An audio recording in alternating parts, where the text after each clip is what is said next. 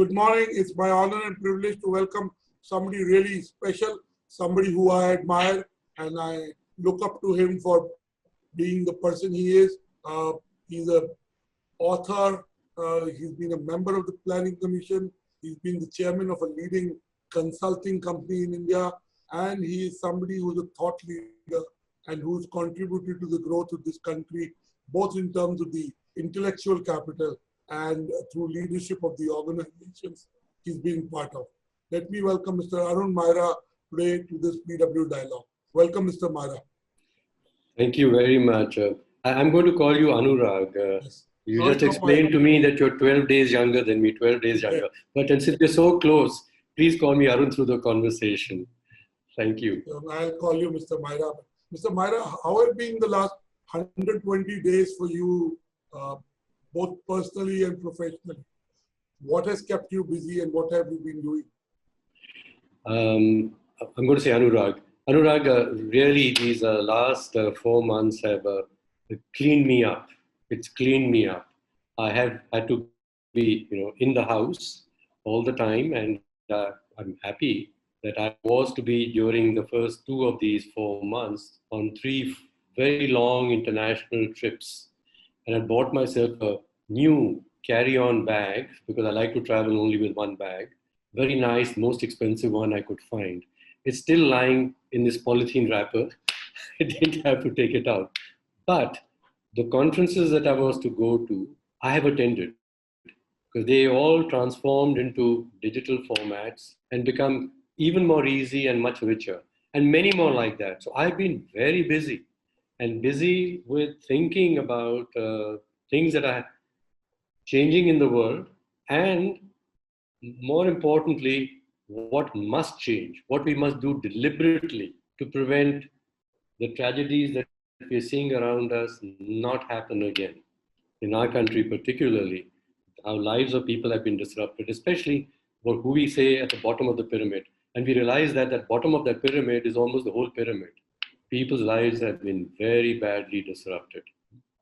So I've been thinking myself about what I should do with my life now on.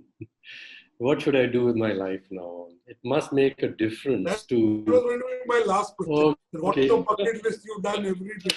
So, but okay, we'll come to that later. Basically, yes. You've been very busy yes. thinking, writing, speaking at conferences, and added to the, and because you've got time, you've been able to even go into more detail. Today we are doing this session in association with Rupa Publications, and we're talking about your book and the ideas in the book. And dare I say, possibly the book was made for VUCA times. The book was made for COVID times. You talk about transforming the systems, and you believe that there's a new ethical, moral framework needed for the world. So tell us, why do you feel we need a new ethical framework, and what is that framework? Yes, thank you. I think most people have become aware because of COVID that we need a new framework. I wrote this book before COVID, but many people, yourself, I know myself, many others around the world were feeling that the way the world was not good. It wasn't right. Environmentally, it wasn't sustainable, which is, of course, universal realization now. And countries, especially our country, many of us felt that it wasn't society and economically sustainable also, especially for the people who were clinging on to the economy. They were clinging on to the economy. So we were, many of us, trying to get together to say, how would one change the world before this crash? But then this crisis happened. And then, as they say, never waste a good crisis. So the need to have a new idea, a new design of the world has been made very vivid to people. And my book, I'm finding, as I'm reading it, I'm having discussions with others on those ideas. I think myself and many others are recognizing that the principal ideas of the book were very relevant even before COVID and have become much more relevant now. Okay. And when you say it wasn't working, I understand that. But can you, for the benefit of our viewers and readers, what do you think wasn't working? Yes. We know that the migrant labor crisis happened. We know that at the bottom of the pyramid, there's a lot of people that need to be looked after. But can you expand a little bit on why we needed it in Yes. more granularity? Yes. Well, I'd say this is a metaphor analogy that's come into my mind during the COVID times, that we were, many of us, people like us, inside this economic bus of India. And it was quite comfortable. The seats were good, safety equipment was there. We could even get, cheese and French wines inside the bus. And this bus was moving fast, a big bus, and we were happy looking at this gauge in the front, which said GDP chal raha hai, 1 trillion, 2 trillion. We might even be press the accelerator to 5 trillion. And another gauge on the side said stock market up, stock market down. But that is like the RPMs, it's okay, up and down, up and down. But basically the GDP is growing, it's fine. We were inside the bus. And then suddenly the bus had to stop. And when the bus stopped, all these people fell on the road around us. And you say, ye kahan the? They were clinging onto the bus. They were sitting on top of the bus, just clinging on for dear life, exposed to the elements. And when the bus stopped, they all fell off. And we realized that this economy wasn't including them. They were not traveling comfortably and safely, while we were, saying, get the bus to go faster and faster towards the higher numbers of GDP. So a realization that we were looking after ourselves. And I'm saying those who were in these positions of shaping policy and those who are in the position to influence those who shape policy, which includes business people and economists, we were quite happy and telling the government to more reforms which we would be good for us in the bus. In other words, we'll reform so that your seats have more space inside and so on, which of course was pushing out accommodation in the bus for the other people who wanted to be in the bus. So here we were, this is the ethical. Ethics is not concerning yourself with yourself, but concerning yourself with the well-being of others and the system around you, of nature. Buddhist idea, it's a spiritual idea. We weren't concerned about that. We had this feeling, all of us inside the bus, that what we must measure our progress by is, as I said, the GDP, the valuation of the company, and my personal wealth. And we were celebrating the number of people whose wealth went up, so many more billionaires, as if that was an indicator. If we have more billionaires in India, the whole of India is all right. But you see how the cleavage was. Yeah, the people in the bus were getting wealthier. The people outside were dropping off, hardly included in the progress of the bus. So that was the ethical point that I made. Primarily, that's what the subtitle of the book is, ethical. Tell me, what has got us here? In your view, what we haven't got right? I'm not talking the last 6 years, but I'm talking over the last, 74 years, 73 years that we've been kind of an independent nation. What haven't we got right? Yes, we were talking just now about the shape of the economy. So yes, it is. We didn't get the economic policies right. We didn't imagine an economy of the right shape. So we, after independence, adopted the Nehruvian model, as we call it, of the economy, which was about the commanding heights and about big publicly owned enterprises. So there was in that this whole paradigm that unless the top grows, the top becomes bigger, there can't be enough trickle down. This was in India, and we called it the public sector or socialist idea. But the same model applies in the United States, that the top must grow and be given freedom to grow, no taxes and all the rest, so that there'll be a trickle down to the people below. So there was a model of an economy that the top must grow so that, as I said, there'll be a trickle down below, both sides. In one case, the top was owned by private wealth. In the other side, because there wasn't enough private wealth, even the industrialists like G.R.E. Tata, whose birthday we are anniversary celebrating today, did say that there isn't enough money to be invested in the big enterprises that are required, so the government should have those enterprises. But basically the model was this: grow the big things on the top, and somehow they'll be trickled down and benefits to the people below. So that wasn't happening until the 1990s.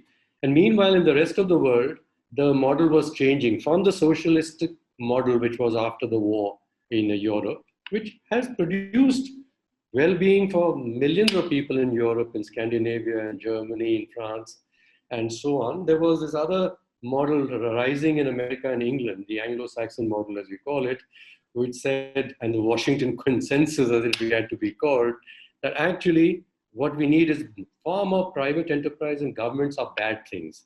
As Ronald Reagan said, if you, the words of the English language, the most wrong words of the English language are that someone who says, I'm from the government, I'm here to help you. Yes. So that can never be. A government can never help, for Reagan's philosophy. And of course, that would suit big private businesses. But they would like the freedom to roam. They won't want regulations. They want to be able to travel into every country without rules of that country coming in their way. So there was this other paradigm which began to rule after 1990. And we joined that also.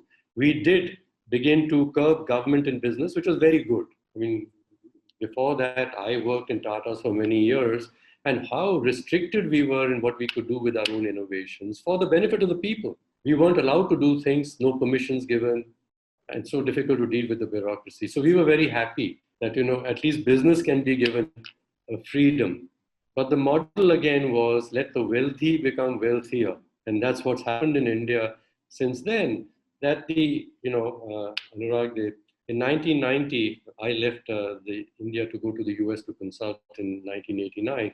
At that time, the difference between the earnings of chief executives of companies and the median in companies or the lower people in companies was 20 times. Today in India, it's 370 times. So the inequality is only kind of really gone up because this model is designed to create inequality. It says first grow the top and then somehow the bottom will benefit. So you're stretching and creating inequality.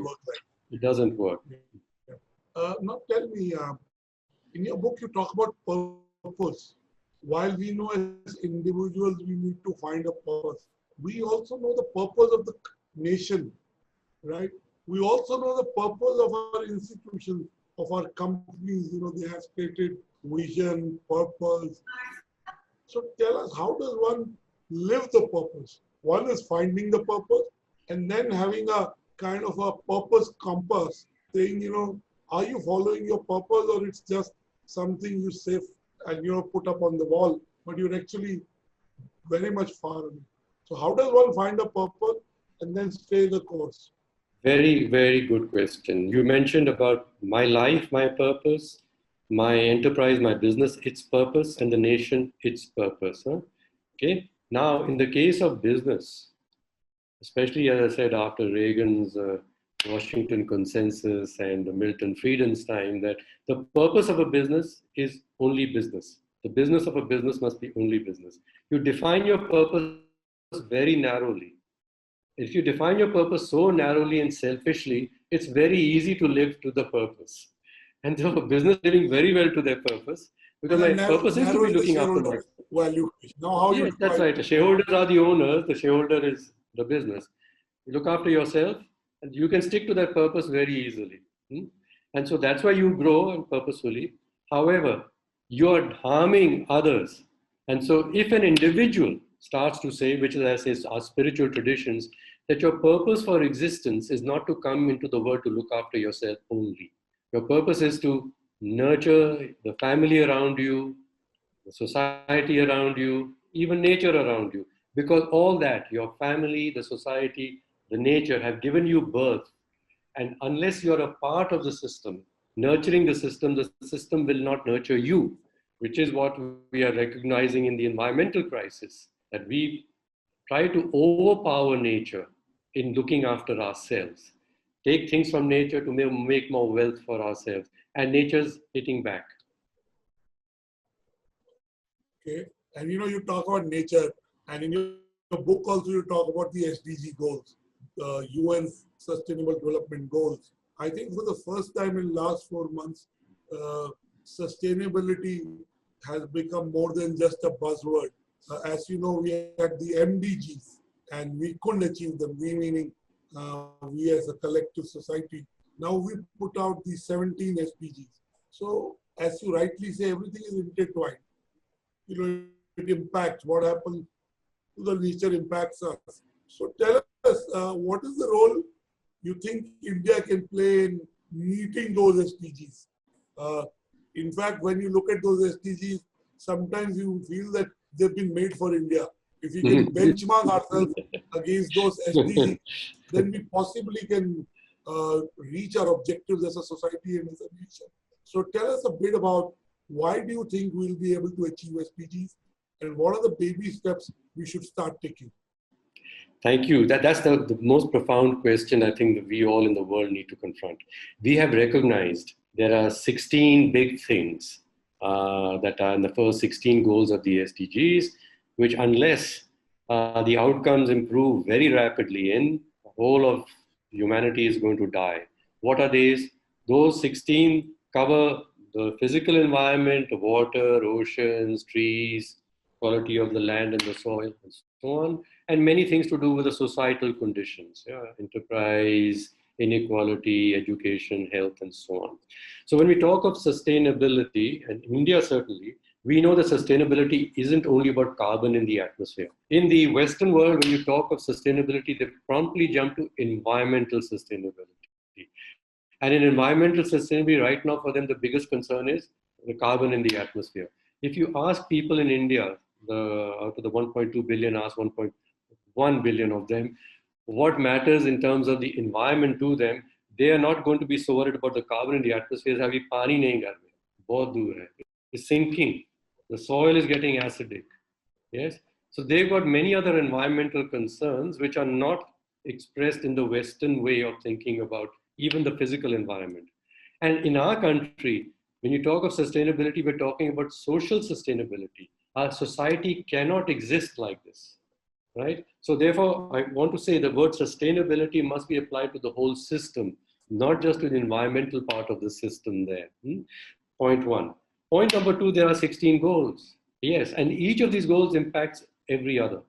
We cannot be looking after the water if we don't look after the way people consume and the way people grow food and the way people live, their livelihoods. They interact with each other. We need water for many things. And we can't just say preserve the water and let people die on the side or let agriculture, let there be no crops. So all the goals interact with each other. So this is the necessity, teaching us the necessity for systems thinking, which is a discipline I pointed out after ethics. The second discipline I said is systems thinking. Since, Anurag, since the first enlightenment, the science enlightenment, in Newton and after that, we're talking about 400 years perhaps, or less, 350 years. It was about understanding material reality, and as a man outside, overpowering that material reality. And it was by specializing in understanding different parts of the material reality. So first, physics was about everything. Then you got chemistry, then biology, then geology. Within physics, you have 20 different parts. Biology is having further and further different parts. So we got in science people who know more and more about less and less. And how these things interact with each other, not known. Right now in COVID, it's playing out so well. See, it is a medical problem clearly to begin with. And since the doctors are confronting something they've never known before, they are struggling to find what the solution is. But we know it's a medical problem, so we're trusting the doctors to tell us what should be done in everything. So the first medicine they prescribed was lockdown, because, don't get infected. And we believe the infection goes through people being in contact with each other. Lockdown. What happened? As we locked down, the supply chains got affected and medicines couldn't come to the people who need them, hospitals can't function. Further, livelihoods got disrupted. Then we are realizing these are all parts of the SDGs, mind you. The health part is one of the goals. So we are tending to that so hard with such specialization that we're causing harm to the other goals. So unless there can be thinking of the system as a whole by everybody, that we're all a small part of a large system, and we experts know very little actually about the system. We know a lot about our small part of the system. So the 17th goal of the SDGs says what? Partnerships. The 8th goal of the Millennium Development Goals said what? Same thing, partnerships. Why were we not able to progress so fast against those first 7 goals of the MDGs enough? because the working together, the collaboration amongst different stakeholders and amongst different experts and different departments of government is hardly there. So in India, if we must progress and we must progress, to progress, we have to learn to convert the confusion into more coordination. We must learn to convert the contentions amongst different experts and different stakeholders into more collaboration. And for that, we need to listen to each other. And then we'll understand the shape of the system, and we have to collaborate together to improve the system. This worldwide is missing, and in India, it's missing, I would say, more than it's. Because we have such a large mass of people.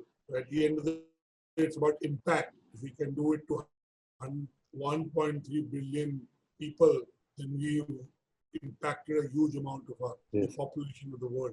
Mr. Maira, you're among the unique people who work in the private sector. You advise corporations, you advise entrepreneurs, you advise the government. You also worked in the government. You're a member of the Planning Commission and now the Niti Aayog.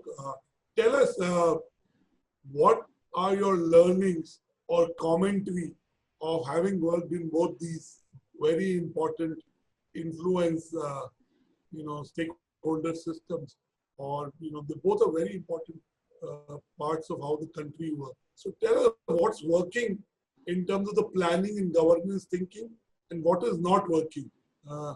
And similarly, what are corporates not doing right? For example, the question I was going to ask you after this was, why should there be some businesses that should be social impact businesses? Every business should be a social impact business, right? So I just want to know, what is the government doing well? What can it do better? Thank you. I think both questions are straight to my heart. Thank you. The first one is, I went into the Planning Commission. So what is it that government is doing well, and what it is that government should be changing to do? Now, I got invited to the Planning Commission when I turned 65, and I said, look, I need to retire, go enjoy the world, and nice bag, and my wife and I are going. And Dr. Manmohan Singh, out of the blue, invited me to join the Planning Commission. And I said, look, I am not from government, never worked in government. I'm not an economist. You made a mistake. My name is spelled M-E-I-R-A. Share up.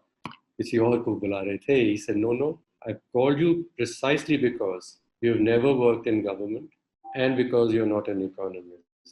We need to get outside that paradigm. India is, in spite of having the best economists in the world, and we know, they succeed outside also and everywhere, and we have access to them, as well as a long experience in government, state governments and Indian government. We need to get outside this paradigm and think about how do we change the process of producing a more inclusive and sustainable society and economy. So please, listen to what's going on. So I did, with his blessings, invite, individually I went and met the leaders of businesses in India, leaders of NGOs in India, leaders of government and the retired people from Reserve Bank and people who in the past had been Planning Commission, to ask what is going wrong, what is it we must change. And from that came what I had said earlier, that we need a different method in which we can see the whole system together. All of us are party to it. Each of us as NGOs, as businesses, as government people, as economists, all of us must contribute collaboratively. And the process that we presently have of governance, planning, and even running businesses is we get specialists on the top and create silos and departments, and the marketing and the finance, and the best person in finance is finance and marketing. You run businesses. And this banging the heads together. In fact, I was telling you, I was interviewing a leading lawyer who's really the leading lawyer in India, top 3 to 5 lawyers. And his second interview in 20 years, and he said to me that, Anurag, the problem is in the legal system, and it could be extrapolated, is that we are making too many specialists. Like, we need to have a journalist who understands everything and puts, it's like the GP in your neighborhood you would go to, who understands broadly what's happened to each part of your body and prescribe something that is holistic without calling it that. So I get what you're saying. Exactly. But again, we don't need a generalist who's outside and above these people. We have that in the IAS in our system. The system must understand that it is a generalist together. When we all are together, then we are able to situate our expertise along with other expertise. We together understand the system together. So the collaboration has to be amongst us. We can't just have a prime minister who says, make us collaborate. The prime minister is a generalist. Yes, but he has the same problem. He says, these people keep giving me their points of view and they're all right. And then they have the competition, who wants to go further up and who's going to get rewarded. So it has to be a lateral collaboration, listening to each other laterally and say, we've got a common vision and we together are going to go towards that. So change is probably like Singapore. So Singapore is very small and it is unique in the way it is.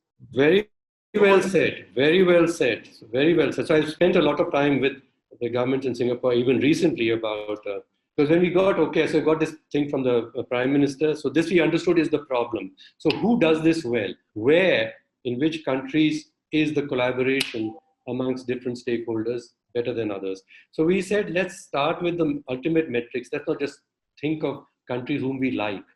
We go to those countries who've grown very inclusively as well as sustainably.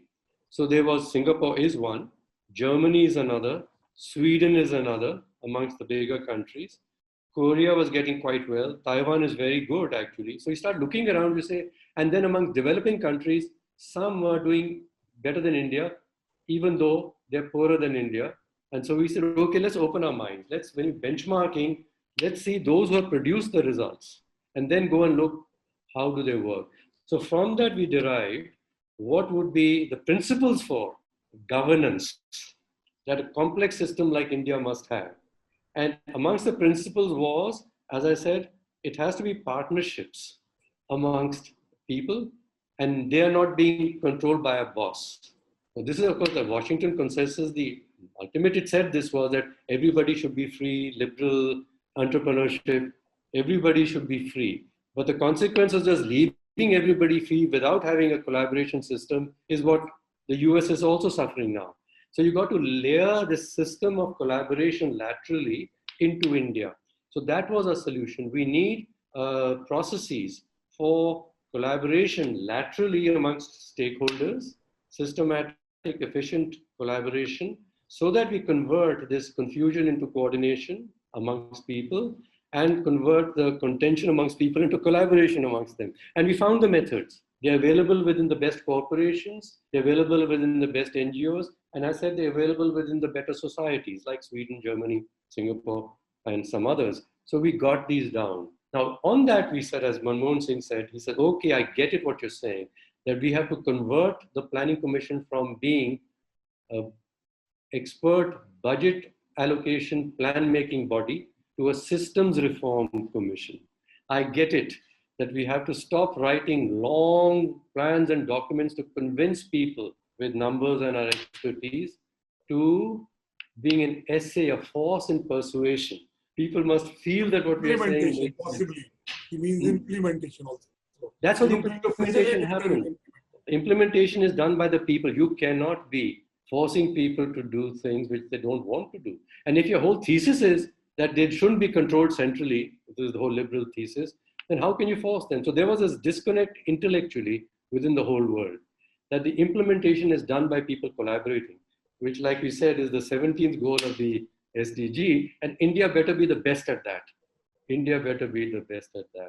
So that leads to, I know you would say, so is the Niti Aayog doing all right? Well, just this much, I don't want to comment on doing all right. So the Niti Aayog charter, if you read it, it says just this.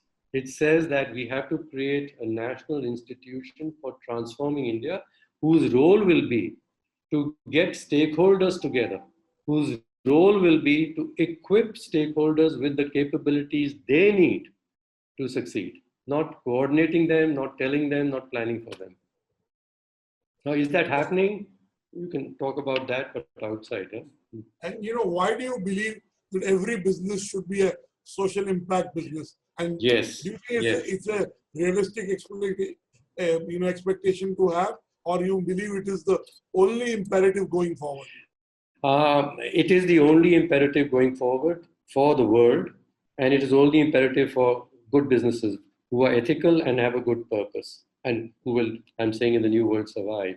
Why? Well, let's go a little story back. As I joined the Planning Commission just before that, many businesses in India, business leaders in India, were thinking that they have to change the way businesses perform, and if they don't, India cannot progress. And J.R.D. Tata, whose birthday we are commemorating today, had said this, that whenever I have to take a tough decision, he said, I first ask myself what will be good for India, and then what will be good for Tatas. And lo and behold, if I, in the criteria, do what is going to be good for India, it turns out always to be later good for Tatas also. So this orientation of decision making in business, that think of the system, thinks what would be good for, again using Gandhiji's metaphors here, Anantodaya, which J.R.D. Tata practiced, by the way.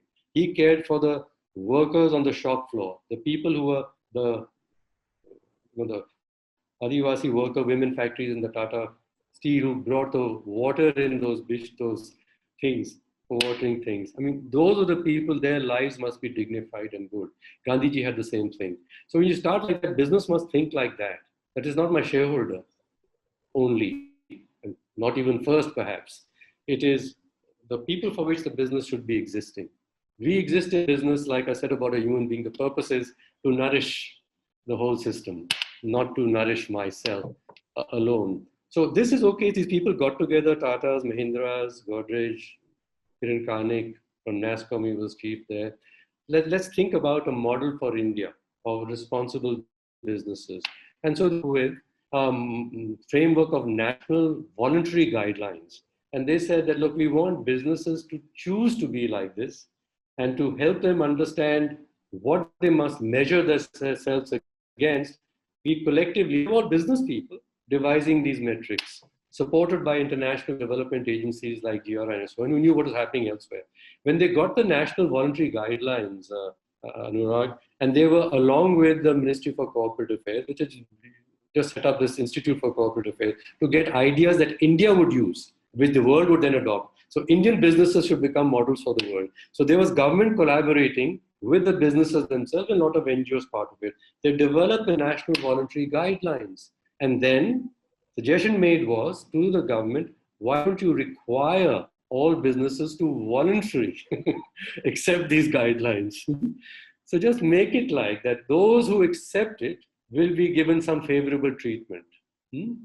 Okay, but you decide. If you don't want to accept it, you won't get those things. Incentivize good behavior. Exactly. Yeah. But it didn't happen. Why not? Because several people in business, along with people in government and politics, said we've got a better and simpler idea. We'll tell to put aside 2% of their profits every year into something called CSR, and we'll tell them what to do with that CSR money. This suits the politicians because they have control over some funds when they can use them for their districts or processes. And it suited the businesses also to say, हम पैसा बनाते जाएंगे जैसे ही बनाते हैं, environment को we'll do what we like to the environment and we can get changed. And 2% of those increasing profits that we make, we'll give to these people on the side. And so we are labeled as very responsible businesses. The paradigm is different. In the first paradigm, it is the Tata paradigm, the National Voluntary Guideline paradigm. How are you making the money in the first place? In the other one is, what are you doing with the money? What are you doing with the money? And so therefore, sometimes we celebrate philanthropists. One must question, where did they get the money from? How much damage was caused in the process of them making the money for years, with which now they're putting chanda in the temple on the last day of the week to say, forgive me for my sins. You're going to a debate of means and ends, Yes. Ends are important, but the means are equally important. That's it. Since the time I've been active in the last 40 years, that debate has been raging on. And we know the answer, but it hasn't worked out like that. Coming to the most important aspect, you said COVID is a health issue, which it is. But today, unfortunately, we've had to do a debate on lives versus livelihood. Livelihood is about economy. Tell us, how can we make our economy to be really Atmanirbhar in the real sense in the next 3, 5 years, 10 years, 20 years. I mean, what we see of China today started happening 40 years back. It didn't happen overnight.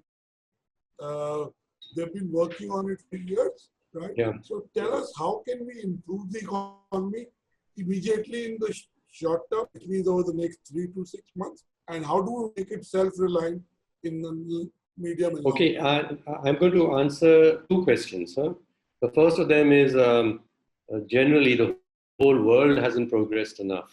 And so, what must change in the theory of change that the whole world has been following so that India will progress and everybody will progress? And the second question is India and China, the contrast between the two. But let me take the first one.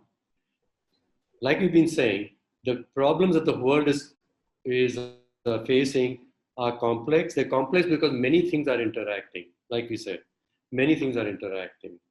And if we keep using the theory that someone on the top is going to be so smart, this sort of generalist, who can understand how water combines with trees and how people's livelihoods combine with water and trees, and has a solution which fits Kerala, fits Nagaland, fits the Thar Desert, and fits everywhere, wonderful. But all these forces that we talked about combine in different ways. Yeah. Yes, we've got livelihood problems in the desert near Kutch.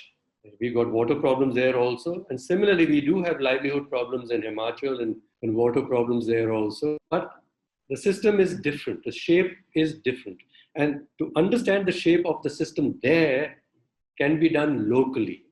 So we need local system solutions to these global problems. Now, this is changing the whole theory of how you produce change in complex systems. One is some smart people on the top, going back to the planning commission idea, will figure out and everybody will change. And that was leading, as you know, to say one size fits all solutions. And you put bigger and bigger budgets and told people what to do with their budgets. In every city of India, do the same thing. Every village, do the same thing. It doesn't work. So you reverse it. Actually, we need local system solutions to these global problems. Now, this changes the power equation a lot.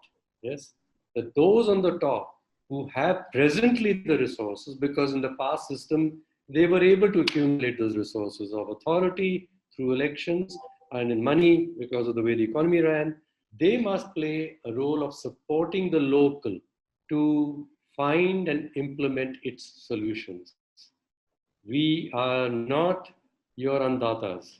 We are certainly not your controllers. We are here as your friends and partners, but you are the leaders and you will solve the problems for your community, these composite problems. So this is local system solutions are required for global systemic problems. This is the insight that has come. And I'm glad to say the last few days, so many international webinars on the issues of the older people around the world, the issues like we're saying about the informal enterprises around the world, all of them come down to this, that unless we get the local communities to understand that they have to work on the whole system together and equip them with whatever they may need from us. And unless this happens everywhere, the global problem is not going to go away, right? It's not going to go away. Now, China has done well on economic terms. China has not done very well on environmental terms. Okay, China has done sort of quite well on inclusion terms, but not entirely so, right? And you know, you've got minorities there who are excluded, and the Tibetan and the Uyghurs and so on. So when you talk about as a society, some people would say like, oh, I don't mind. Let's get rid of the minorities in our own country and the rest will do very well. But if that's the sort of country you want to be, it's fine. But India's constitution says, and it had to say that, because we are so diverse, our histories are so many histories together. What India do we want? An India which is only for 2/3 of the people and the rest of the 1/3 must be put onto boats and asked to go to the Mediterranean and to Europe and go find some place to go. No, we can't do that. In our country, the minorities are much larger than the Chinese minorities. It's a Han civilization. Everyone was basically the same. The Tibetans were different and they're so few. The Muslims are very few, and that thing. We are all, we've got Dalits living here, not yet included. in the growth of India? Not yet. And they're not a small minority. They're a large percentage of our population. We have people with different religions. We are a real diversity. And so our constitution enjoins that. We have to be democratic in that regard. And therefore people miss it. They say democracy is elect a government. But democracy, like even our constitution says, is people respecting each other, working together, helping those who so far historically have not had a chance. Like I mentioned, our Dalits, for example, and the backward classes, give them a chance. And that is why those things were enjoined in the Constitution, that they get preferences for a while. But unless we change our attitude towards our own fellow citizens, that they are equal citizens. They might have come here 300 years ago, but now they are our citizens. This is our country. And so this is where the difference between India and China, that in terms of inclusion and governance, we would have to have a different model to China. The good thing though, is that Chinese have not allowed themselves to be overly influenced by Western ideas. And we have an intelligence here which is very Western, educated West, comes in and tells the rest that unless you become like that, you're not good enough. And this you see playing out right now. And I'm glad that our Prime Minister and others keep saying, okay, we need hard work more than Harvard. उनका बड़ा अच्छा slogan था. अब time आया hard work के लिए, Harvard के लिए नहीं. I may be pushing the discussion here, but I think we need to confront this. We need to be looking at ourselves and feeling even proud of our own wisdom. And not that unless some PhD professor from Harvard says that this is what India is doing all right or wrong, we don't know what we're doing right or wrong. Fantastic. You kind of preempted my next question. Yes. You know, it is said by experts like you, wise people like you, that the problem to India's achieving its objectives in every sphere is the kind of education we have. So I want you to comment on what should we change in our education and what should be the roadmap, and specifically, what do you think needs to change in the B school education, in the management schools? They're teaching curricula which is influenced by the West, which is modeled on the West, which looks up to the West. The case studies are Western. So do you think it has come the time? Yeah, of course. But you know, even the US itself, for many, many years, I can remember this for the last 20 years, I've been in big meetings of all the deans of the international business schools, along with business leaders, when I was on the board of the Global Compact, and along with C.K. Prahlad and myself, two Indian.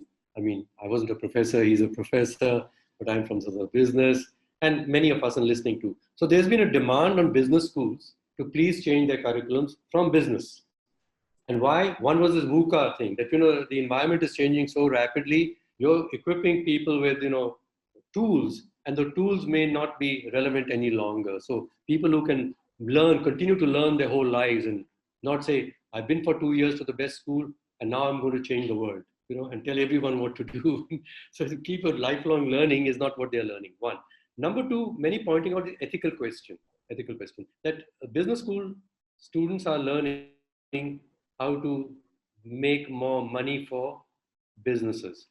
But then this was a ding dong between the business schools and the businesses, that you business people are asking us for such people because you are like that. You defined your purpose to make more money. So you're looking for people who work in finance and marketing and help you to make more money. So you change your purpose and we will suit ourselves. How many to business you. schools have course in sustainability? Hardly any. Yes, no, that's one thing, yes. But the more primary thing is their own purpose. What is the purpose of a business school? If the purpose of a business school is to provide technicians to business, which is what they do, it's fine. If the purpose of a business school is to produce leaders who think about what the world needs and what must be changed in institutional designs and what must be changed in their own way of thinking, that's what a real leader is, like Gandhiji. His whole life is my experiments with truth. That's it. Do businesses like to produce people like Gandhiji? No. They want to produce people who get out there, say, I got the latest technology, I'll cut out this cost and I'll make everything smarter. So that's because businesses want these things. So the business schools have a purpose problem. They are not able to rise above what the society presently is In fact, I expecting could them say, to. dare I say now, business schools don't even practice what they preach. Exactly. Which is why I It's a say when you narrow talk about sense. environmental courses, it's good stuff taught. But as you go out into work, it's like a separate compartment. I know something about the environment, but let me see how I can help you to make more money. Thank you. Mr. Maira, you talk of a systems-based approach to transforming in your book. Explain to our viewers what is the systems-based approach and why do you think it'll work? Yeah. See, I said there are three core disciplines in my book. One was ethical reasoning, and we rightly kept coming back to that because I think that's the core. The purpose of my life and any institution that I am to lead, what is its purpose? How does it nourish the system? Ethical reasoning. We talked about deep listening, and I'm going to link it to systems thinking. Now, a system, like we said, is many different things are happening, many different perspectives combine to make the system. And if I wish to, for the sake of being successful in the system, need to understand the system, I need to listen very well to many perspectives so that I can have an intellectual model of, this is what's happening in the industry or this is what is happening in the economy, and then I can have a smart strategy. So understanding many things happening and how they also sit within other things happening is systems thinking. We very quickly wish to come down to focus. We tell people, okay, ye badi badi baatein na karo. I haven't got the time, as a CEO will tell the guy. Tell me the things in, a sound bite or elevator speech and one slide. Get focused. So to get focused, he's going to tell you a few things. He can't tell you the big things because that's confusing. It's complex. Simplify it. Focus. So there's an orientation that we have about how we think to understand. And we very promptly want to simplify because we don't have the ability to hold many things together in our heads. So the first thing that I say, and I've been doing it now for many years in businesses and now with NGOs and the planning commission, this was the same thing. We got to have this ability to put many things together, each of us, and then we'll understand the system. So system thinking is basically quite simple. It just is switching off your desire to focus, switching off your desire to come to a solution and say, I'm just going to listen and learn for a while, for 1 hour, a few days, and lifelong, like Gandhiji, I'm going to continue to listen and I'm going to continue to learn. And that orientation of continuing learning about a system which is naturally much bigger than we are.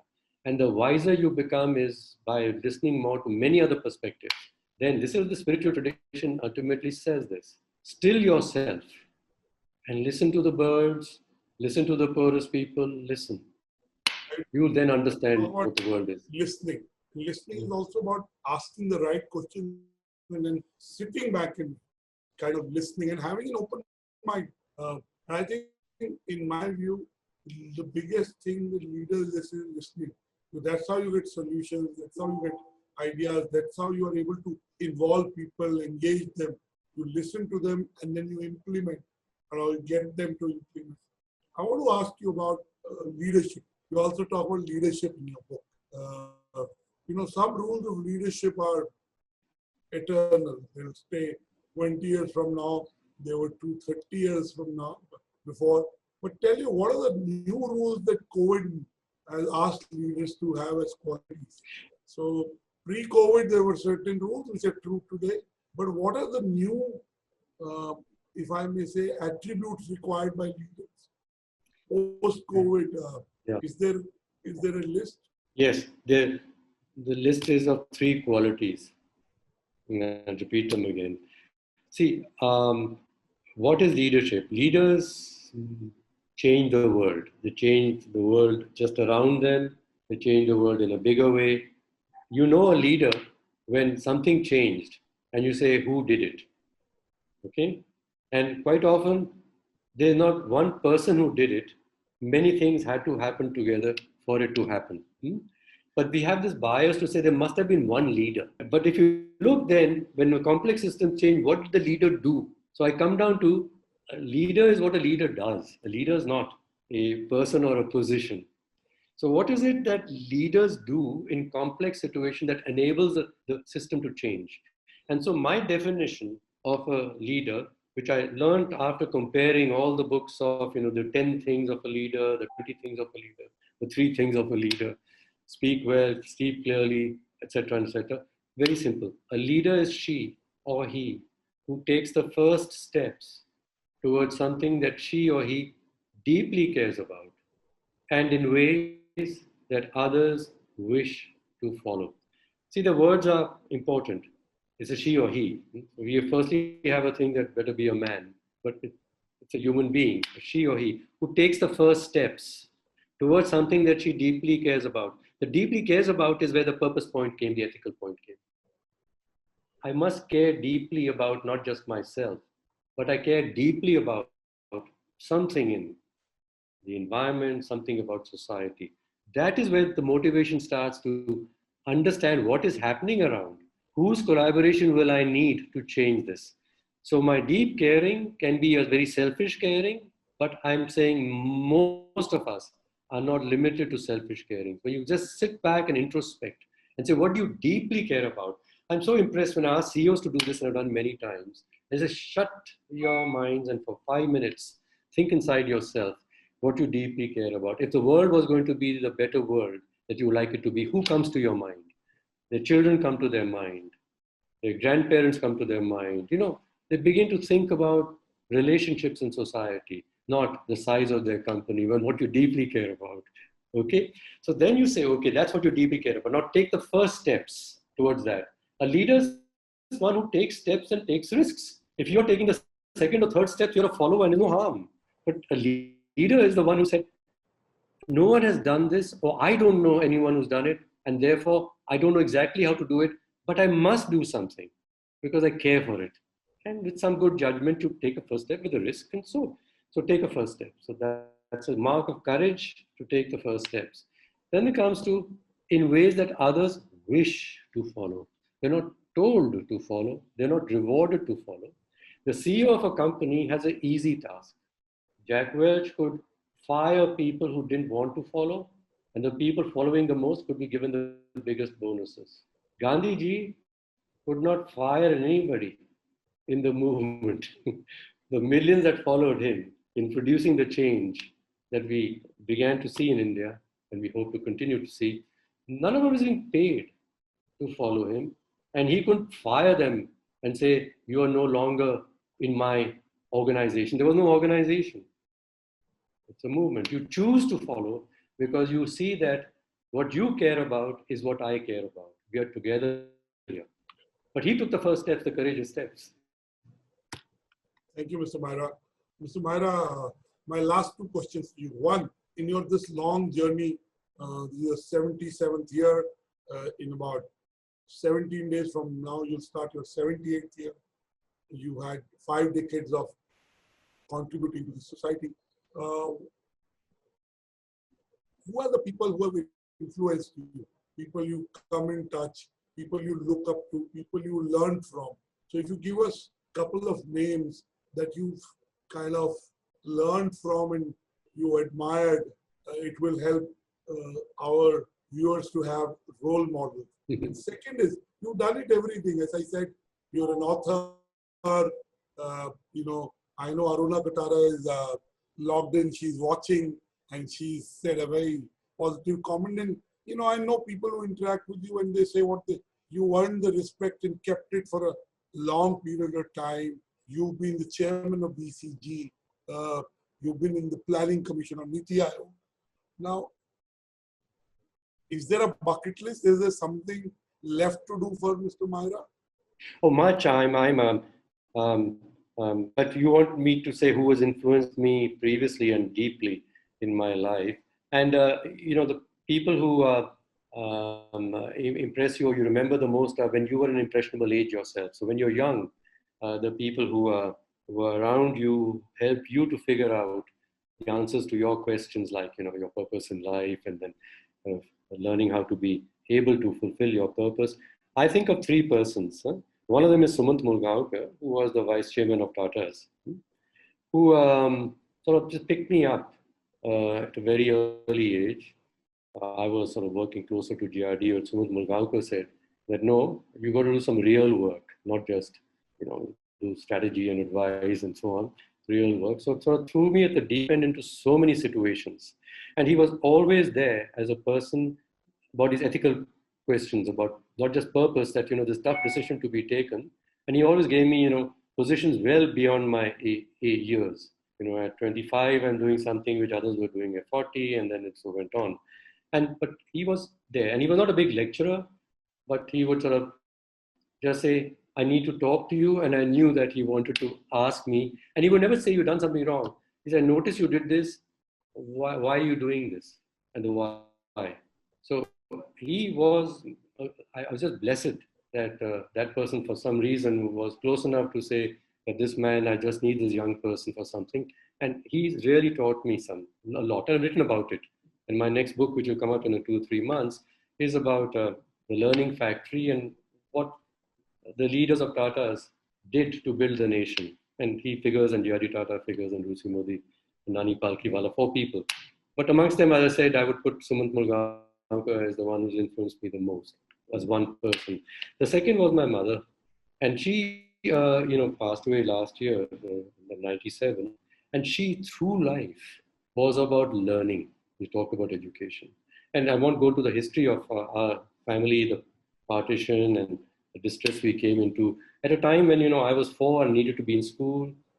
Next brother 2 would have to be going to school next, and one just born. And so she said, out in the wilderness of UP, that she'd have to set up a school for all the poor children, especially because she could have us in that school. And so she went and learned the Montessori system, took some time off and took me along to learn Montessori. While she was learning Montessori, I was in the school in Delhi, in Goba school, and so on. So she taught me this, that wherever you are, something has to be done, just do it, but learn how to do it. So it was a thing. She cared for her children for sure. And she took those first steps. And she took them in ways that thereafter I found so many people followed her into the women's movements that she created for livelihoods for women and the refugee women and so on. Until, Anurag, till later, anytime there's something new, she'd ask me, what is that? What are you reading? Until she could read, she was reading the same books. And I'm reading economics and she would read it. Till it came to the time when the eyes were fading, she said, no, now we just talk. You read and we talk about the ideas. So learning lifelong. And she would say this about herself, that as soon as I stopped being curious, I've stopped living. So that was very helpful. And third was my own father, a man who never complained. He had to carry the whole family, great distress, after having lost something he built at a very young age. I never heard from him what he lost. It was sometime that my mother began to tell me how well we lived, how well he had done at a young age as an entrepreneur in very tough times, and how well. And then he never mentioned it. But he'd lost all this and had to pick up and carry his family along in tough times. And a wonderful listener. He never read, unlike my mother. He just listened.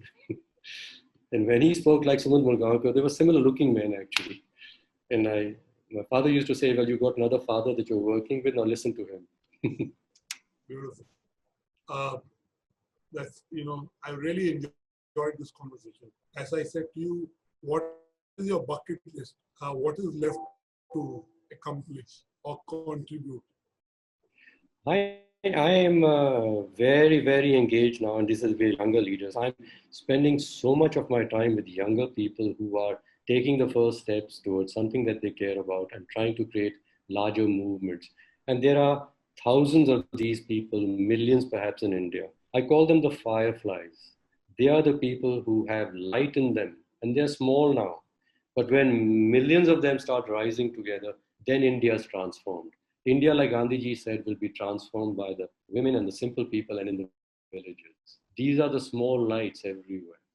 And as they are rising, India will be transformed. It won't be a big floodlight from the top like China. It will be this diverse, beautiful country will rise by the lights of these people. So with them, I'm learning about leadership again.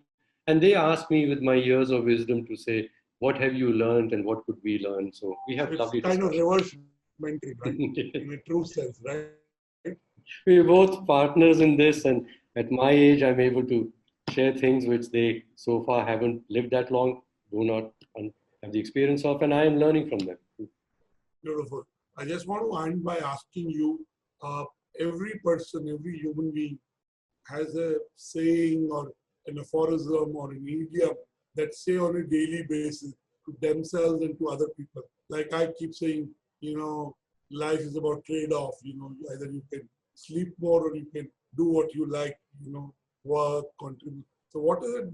One saying that Mr. Maira says a lot to people he comes in contact with, or two sayings.